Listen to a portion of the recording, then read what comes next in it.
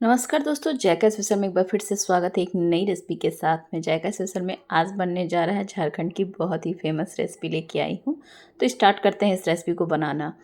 तो इसके लिए सबसे पहले यहाँ पर ना 1 कप बासमती चावल का मैं इस्तेमाल करी हूँ, जो छोटे दाने वाली होती है ना, मैं उसका इस्तेमाल की हूँ। आप इस तरह से ना बहुत ही आसानी से आपको मार्केट में ये चावल मिल जाएगा, या फिर इसके जगह पे ना सफ़ेद चावल का भी इस्तेमाल किया जाता है, तो उससे भी इस रेसिपी को आप बना सकते हो। पर मैं बासमती चावल ली हूँ, इससे ना टेस्ट बहुत ही अच्छा आता है।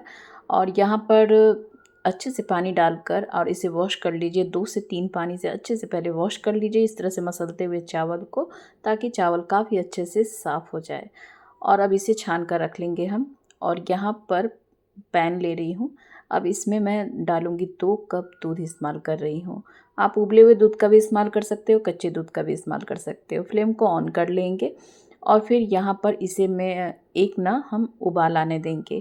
तो जब अच्छे से उबाल आ जाए ना, तब फिर हम इसे अच्छे से इसे मिक्स कर लेंगे थोड़े से मतलब दूध को, ताकि जो उसका मलाई है ना काफ़ी अच्छे से मिक्स हो जाए। और अब यहाँ पर जो चावल हमने धो के रखा है, तो अब यहाँ पे हम चावल को डालेंगे। तो 1 कप चावल में मैं 2 कप दूध का इस्तेमाल कर रही हूँ, बिल्कुल परफेक्ट नाप है। तो इस तरह से अच्छे से इसे मिक्स कर लेंगे और थोड़े से इस तरह से पकने देंगे इसे चावल को। ध्यान में रखना है कि चावल जो है ना, उसे बहुत ज़्यादा ओवर कुक नहीं करना है। मतलब कि आधा कच्चा और आधा पक्का रहेगा, यानी कि 20% में 10% पकेगा वो, और 10% वो कच्चा रहेगा। तो इस तरह से आपको चावल को पका कर लेना है। और यहाँ पर मैं अब इसे ढककर इसे पकाऊंगी। तो इस तरह से बीच में चेक करते रहिएगा, नहीं तो दूध ना गिरने का भी डर होता है। तो बीच बीच में आप चेक करते हुए रहिए। और आपको इसे मीडियम फ्लेम पे पकाना है। बहुत ज़्यादा हाई फ्लेम करोगे तो दूध बहुत जल्दी सूख जाएगा और फिर वो पकेगा नहीं। तो इस तरह से यहाँ पे देख सकते हैं, बिल्कुल भी परफेक्ट मैं यहाँ पे दूध का नाप ली हूँ। अगर किसी कारण से ना कभी कभी होता है ना कि चावल के मतलब अनुसार भी रहता है, कि कुछ चावल जो होता है ज़्यादा पकता है, तो आप थोड़ा सा दूध और भी ऐड कर सकते हो, कोई दिक्कत नहीं है। और यहाँ पे मैं चेक कर रही थी कि पका है कि नहीं, तो थोड़ा सा वो पक चुका है। तो अब यहाँ पे मैं चीनी ऐड करने वाली हूँ। तो आधा कप यहाँ पे मैं चीनी का इस्तेमाल कर रही हूँ। मीठा ज़्यादा आप खाते हो तो 1 कप लीजिए। इलायची का पाउडर डालेंगे और फिर इसे अच्छे से मिक्स करेंगे। चीनी डालने के बाद इससे भी पानी छूटने लगता है, तो जो थोड़ा-सा चावल और पकेगा ना, तो इससे चीनी से ही ये पक जाएगा। जब मिक्स करके इस तरह से मैं चलाकर और थोड़ा-सा इसे फिर से ढककर मैं पकाऊँगी ना, तो चावल जो अभी थोड़ा-सा और पकना है ना, वो भी पक जाएगा। तो जैसा कि मैं बताई हूँ, आधा कच्चा आधा पक्का ये चावल का जो रेशो रहता है ना, बिल्कुल इस तरह से रहता है कुछ।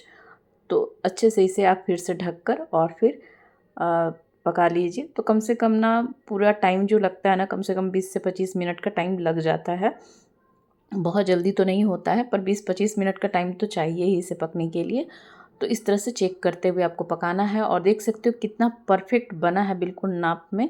तो जैसा कि बताई, चीनी भी पानी छोड़ता है ना, तो उससे जो बाकी था ना थोड़ा सा पकना, वो भी ये पक गया। तो देख सकते हो हाथों से इस तरह से जब आप उंगलियों से मस लोगे ना, तो बहुत जल्दी मैश नहीं हो जा रहा है। तो बिल्कुल इसी तरह से हमें ना तैयार करना है। तो ये बिल्कुल तैयार हो गया, फ्लेम बंद कर दीजिए और अब इसे हम थोड़ा-सा ठंडा होने देंगे। बहुत ज़्यादा अभी गर्म है तो थोड़े से इसे हम चलाएँगे और फ़ैन के नीचे रख दीजिएगा ना, तो बहुत जल्दी ठंडा हो जाएगा। पर ध्यान में रखना है कि आपको जब इसे बनाना है ना, तो बहुत ज़्यादा ठंडा करके बिल्कुल भी नहीं बनाया जाता। हल्का-सा गुनगुना जब रहता है ना, तभी इसे बनाया जाता है। तो इससे ना बाइंडिंग काफ़ी अच्छी होती है। अब यहाँ पे गिलास लूँगी, अब इसे मैश करूँगी। तो जब हल्का गरम रहे ना, तभी आपको इसे मैश करना है, ठंडा होने के बाद मैश नहीं करना है। इससे चावल थोड़ा-सा मैश होने के बाद बाइंडिंग अच्छी होती है। और थोड़े से खड़े चावल भी रहने दीजिएगा, पूरा मैश मत कर दीजिएगा। इससे लुक भी अच्छा आता है, टेस्ट भी अच्छा आता है। तो इसे मैं मैश कर ली हूँ और अब यहाँ पर इसे मैं आपको दिखाऊँगी। तो ये बिल्कुल भी देख सकते हो कितना परफेक्ट बना है ना, एकदम ना पतला ना बहुत ज़्यादा मतलब थिक चाहिए इसी तरह से। तो पतला तो बिल्कुल भी नहीं है। तो ये देख सकते हो। और जैसे-जैसे ये ठंडा होगा और थिक हो जाता है, और जब मैश करने के बाद ना ये और अच्छा बाइंडिंग आता है। हाथों में घी या तेल लगा लीजिए और फिर इस तरह से यहाँ पर आपको जिस हिसाब से साइज़ चाहिए ना, उस हिसाब से आप इसे अंडा शेप देते हुए हम इसे तैयार करेंगे। तो आज की रेसिपी पसंद आई होगी तो लाइक शेयर सब्सक्राइब कर लीजिएगा। और आज मैं बना रही हूँ झारखंड की बहुत ही फेमस चावल की धुंधौरी, जिसे ना बिना चाशनी की मैं बनाई हूँ यहाँ पर। तो ये जो मतलब धुंधौरी है ना, बहुत ही खाने में टेस्टी लगता है। तो इसमें इसे चाशनी से भी बनाया जाता है और इस तरह से बनाया जाता है। तो आप दोनों अलग अलग तरीके से बना सकते हो। मेरी रेसिपी मैं अपलोड की हुई हूँ इससे पहले भी, तो आप उसे भी देख सकते हो, चाशनी वाली। और ये बिना चाशनी वाली है। तो इस तरह से ना आप चावल की धुंधौरी बना के तैयार कर सकते हो, वो भी बिना चाशनी का। कोई झंझट नहीं है। तो शेप आप अपने हिसाब से इस तरह से दे सकते हो, बड़ा छोटा। ये बिल्कुल भी यहाँ पे मैं पूरा तैयार कर ली हूँ, तो देख सकते हो कितना बढ़िया दिख रहा है। और अब मैं इसे फ्राई करूँगी। तो फ्राई करने के समय ना थोड़ा सा मिस्टेक हो गया, क्योंकि कैमरा ना बंद रह गया था, तो इसके लिए माफ़ी चाहती हूँ। लेकिन मैं दिखाई हूँ थोड़ा सा डालते हुए, ऐसा नहीं है। और चलिए फिर देखते हैं। तो तेल को गरम हाई फ्लेम पे कर लीजिएगा और फिर मीडियम पे करते हुए इसे डालिएगा। ठंडा तेल में बिल्कुल भी इस्तेमाल मत कीजिएगा, या फिर आप इसे घी में फ्राई कर सकते हो, पर मैं तेल में डालकर फ्राई की हूँ। और यहाँ पर इसे अलट पलट करते हुए आपको यहाँ पर इस तरह से आपको इसे तैयार करना है। हाई फ्लेम पे करोगे तो बहुत जल्दी जलने लगता है, और ठंडा तेल होगा तो पूरा बिखरने लगता है। तो बातों का ध्यान रखिएगा, छोटी छोटी बातों का ध्यान रखते हुए बस इस चीज़ को बनाना है।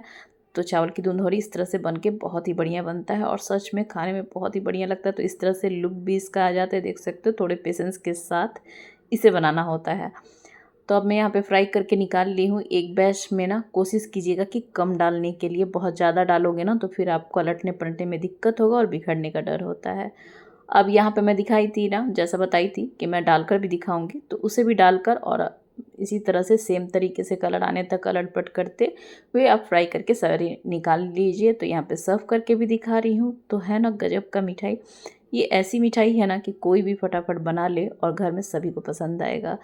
थोड़ी सी गार्निशिंग कर ली हूँ ड्राई फ्रूट से। तो यहाँ पर दिखाती हूँ अब तोड़कर। कमाल का टेस्ट होता है और बनाना भी एकदम आसान होता है। तो ट्राई कीजिए। फिर से मिलती हूँ नई रेसिपी के साथ में।